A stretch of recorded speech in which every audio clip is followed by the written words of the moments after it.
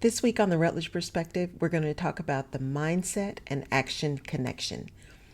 One of the things that has really become very clear to me since I left corporate is that our ability to take in data is incredible. The minds are incredible, and we only use such a small percentage of it. But what has also become really clear is that while there's a lot of information, many times we have to be in the right space, in the right mindset, in order to hear the message that we're really supposed to hear, the one that's really going to resonate with us.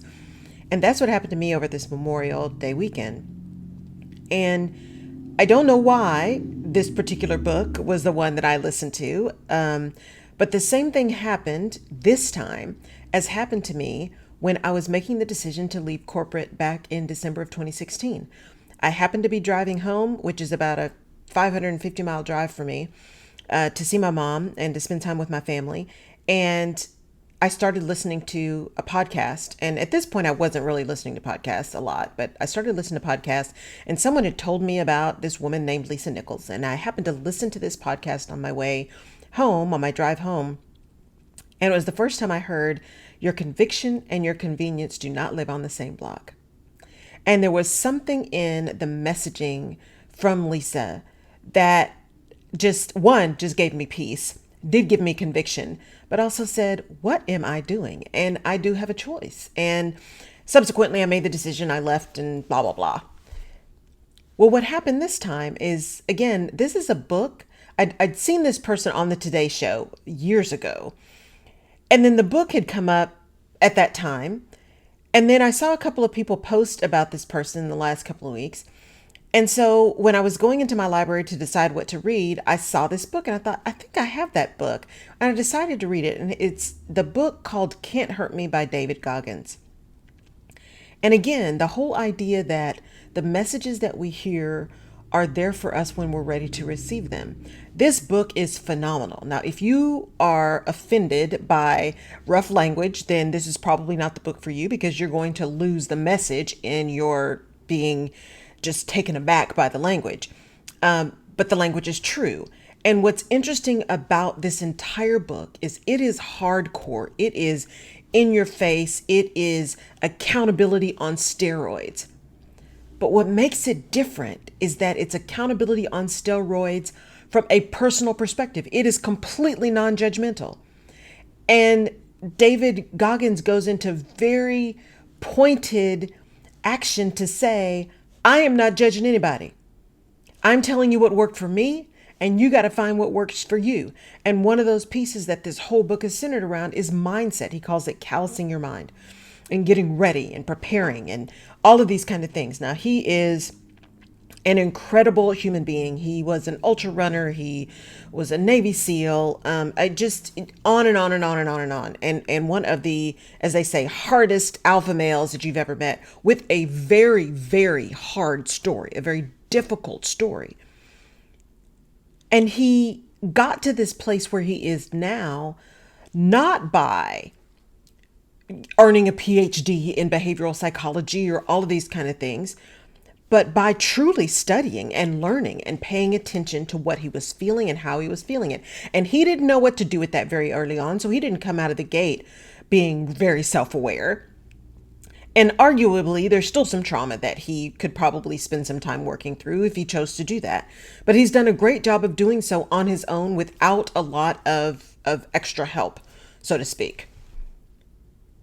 And that's not to say that seeking help is not important, because seeking help is critically important. You guys who are following me understand how I feel about therapy and the importance of seeking help when you need it. But what was critical about this book and this conversation at this time is this whole idea of finding the thing that speaks to you and how mindset is such a key component of action. And he even says at one point, you do have whatever you believe in. And he is a believer in God, and I believe in God. I'm a woman of faith. And he said, you should pray about things, but you don't sit in a room and just pray and hope it happens. You pray about it and then you move into action. And as he talked about these things, there were a few things that came up to me. Again, those messages, those words that really resonate for you. He talked about this one point saying, our minds have governors on them. Now, I'm a car person. I love cars. I'm by no means a connoisseur. I'm no means an expert. I'm not, necessarily a gearhead, but I love cars and those big, throaty muscle car engines. I love it. My ideal car is a 68 Mustang Shelby convertible, right? My dad had one with the rag top and the roll bar, and I'm dying to find that car, and with a big 350 put in. I mean, it was just an awesome vehicle. And I love the sound of a big Harley and the BMW motors when they start up, just a really, really hard sound. Not these little cars that people have taken the mufflers off and they just are irritating. That's irritating. I'm talking about real science and technology around the mechanism of a big motor.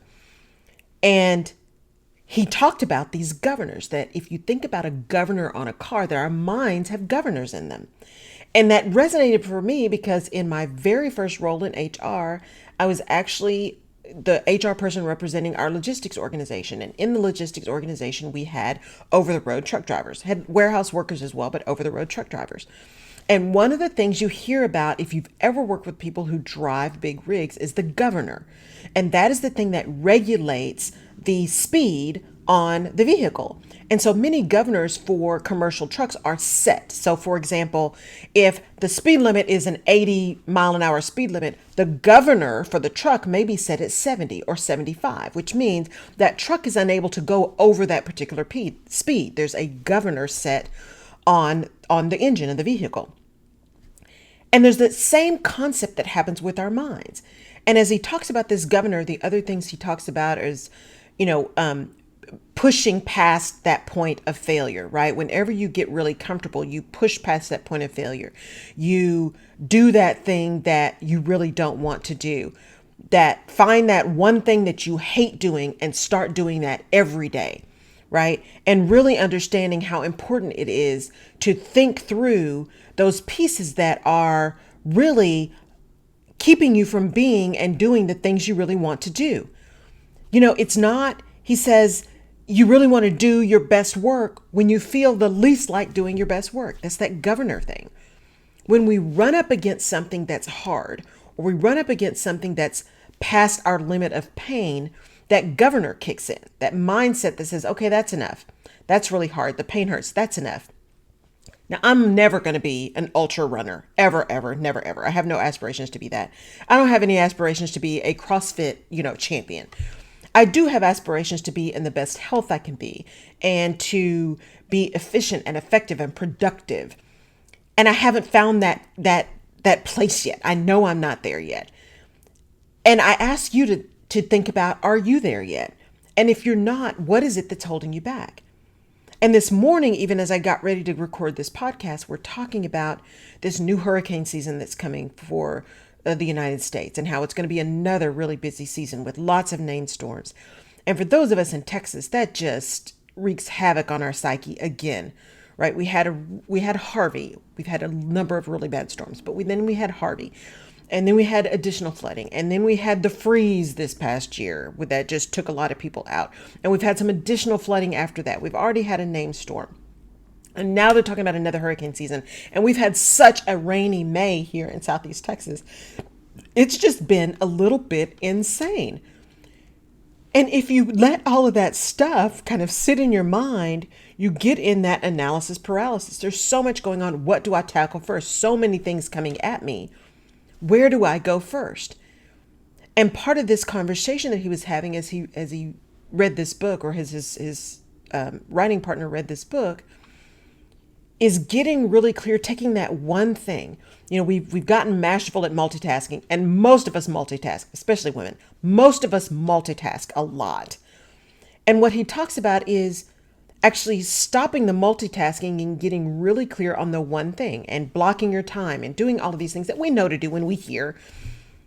But what was powerful for me, and hopefully will be powerful for you as I read this book, and I highly, highly recommend this book, is we do have those governors. We have those things that stop us from going the next mile, that stop us from taking the next rep, that stop us from doing the next step on that path of getting to that thing we say we want to achieve.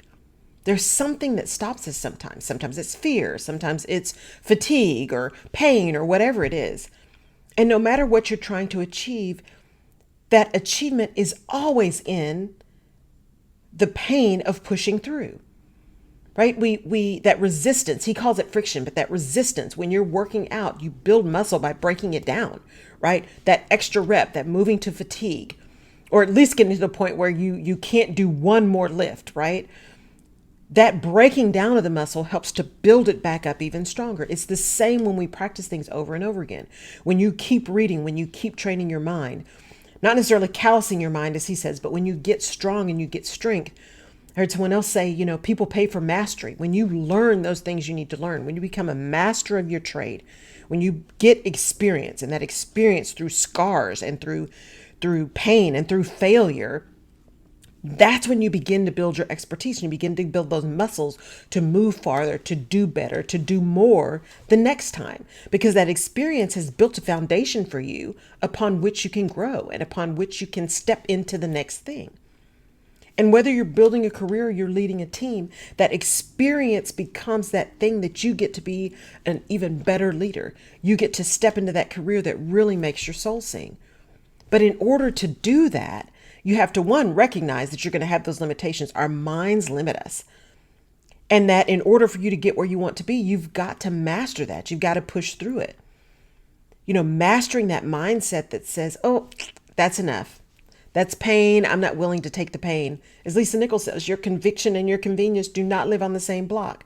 And many of us are not willing to get what we want to get because we're not willing to be inconvenienced. Because inconvenience can be painful. And we like easy. We like simple. We like instant gratification. And the more technology has come, we've talked about that a lot before.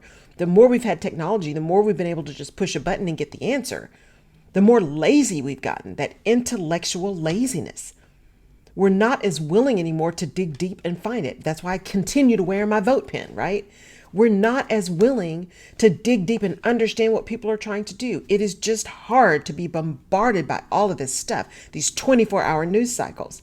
We have access to more information now than we've ever had at our fingertips.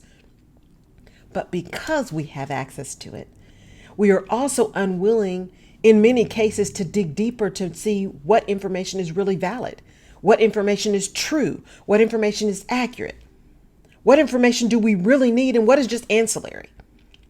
Because that takes work, that takes dedication, that takes time. In The Big Leap, Gay Hendricks talks a lot about time, Einstein time, and how we always talk about we don't have time, I don't have time, I don't have time. When the reality is, it's not that we don't have time, it's that we're making a choice in how to use our time. We would rather do A than B, or we're choosing to do C instead of X. And in that choice, we are taking something that's not renewable. Liv Thompson, time is not renewable. And we're making a choice in how to use it. That same message comes through David Goggins' book. We're making a choice in how to use our time. He says, go and do a very detailed review of your day. He talks about doing after action reports. It's a military term. I call them postmortems, right? When something happens, go back and review it. What went well? What didn't go well? What can you learn from that? How can you do it different next time? When you go do a speech, when you go lead a team, when you do a project, what can you learn from that experience that can then inform the action you take the next time? But in order to do that, we've got to disconnect that governor, disconnect that thing that's telling us stop. It's painful. It's hard. It takes more time. I don't have enough time. And having that internal accountability.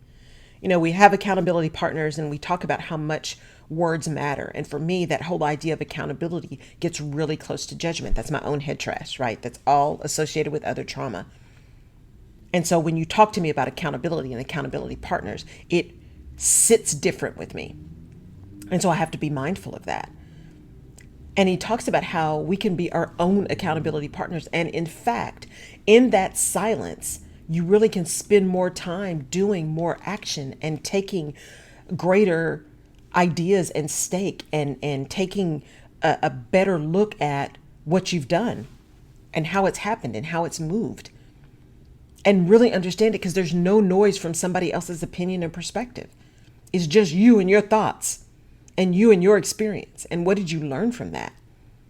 And can you take the time to sit in stillness and understand what that means? Everything in this book just really, really spoke to me because it's stuff that I've talked about a lot. He just was able to crystallize it so much better than I have been in the past into one solid story that says we can control our words and actions. We can decide how we want to show up and when we want to show up and whether we want to show up. We can go hard. We can callous our minds. We can understand what go hard means. We can set goals. We can take failure as simply learning and not a complete destruction of everything we want and who we are, because that's what happens in failure. We take failure on as a personal determination of who we are and what our capabilities are, when failure, when put in the right perspective, is actually just learning. You step on that failure, you learn, and you let it catapult you. And even in reading this book, it was also a testament to me, to myself, of how far I've come, of being able to hear those words about accountability and going hard and driving and being deep and taking people's souls and all these kinds of things. And initially hearing that and thinking, oh man, well, I can't do that. And I just, my nervous system ramping up, fear, fight or flight. That's not going to work for me. That's not going to work. That's just judgment. And being able to put it all in context to say, no, this is not judgment.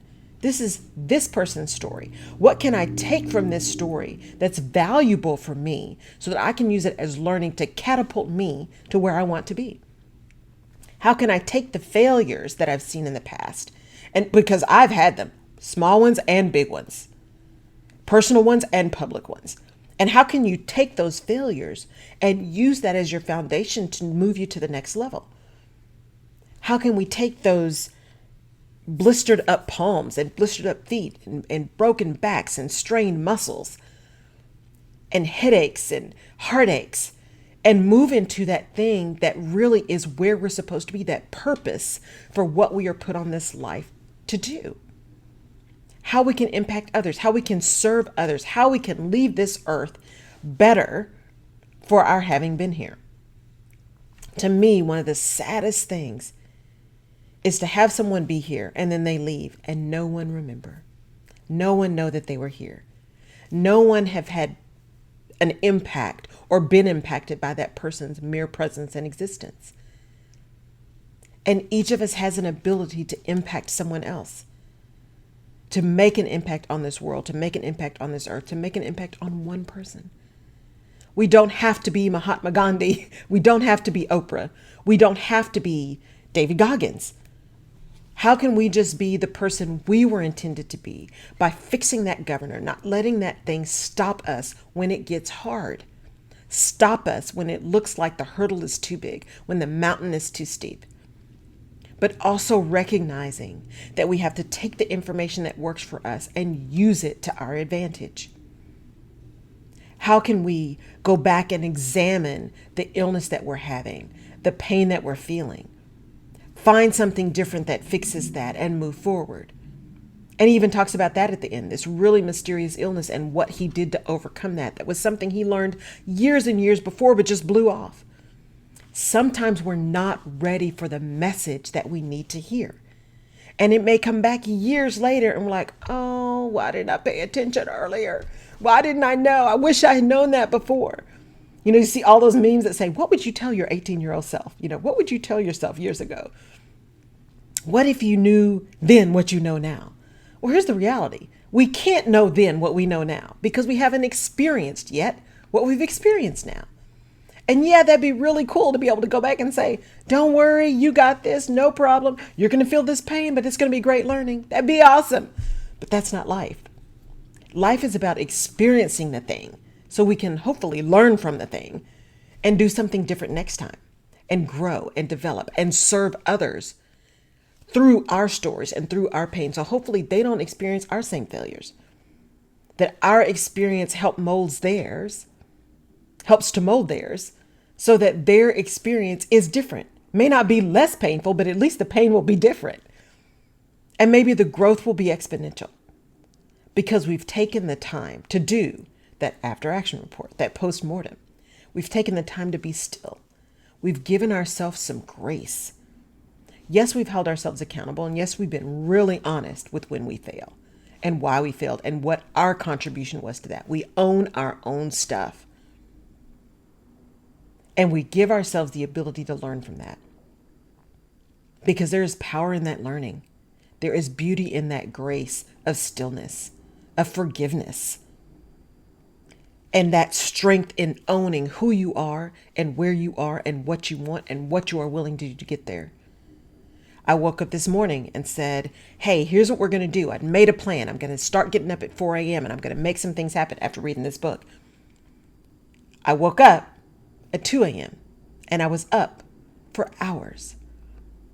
When I finally fell back asleep and the alarm went off at 4, I was like, I can't do this. I can't do this.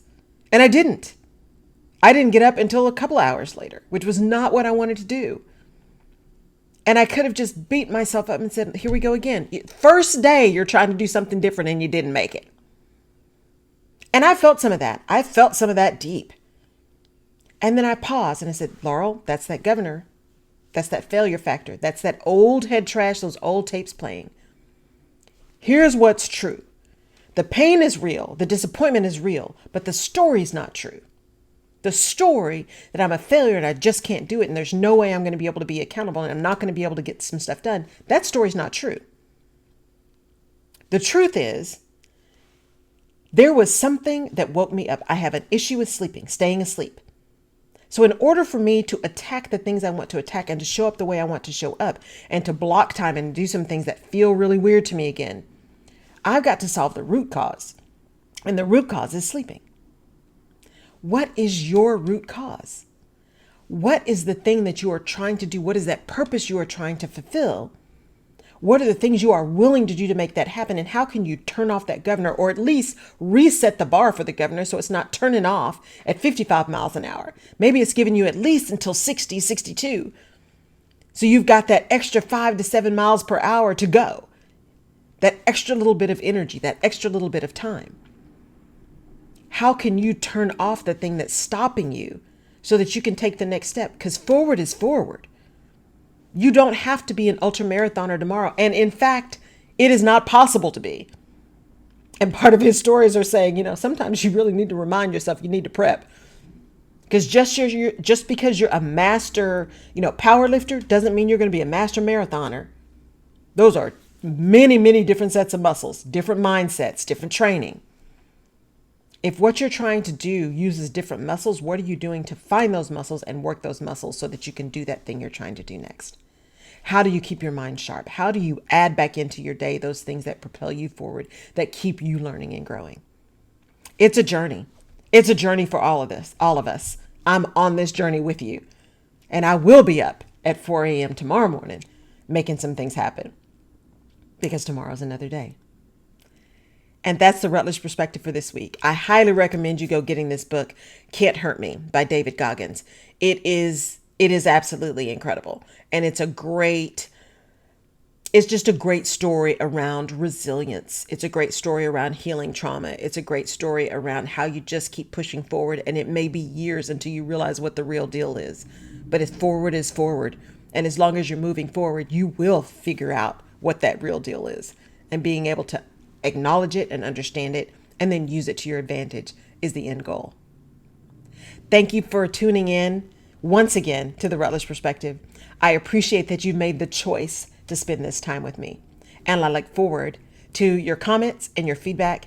And I hope to see you and hear from you and catch you on the next episode. Take care. Have a great week.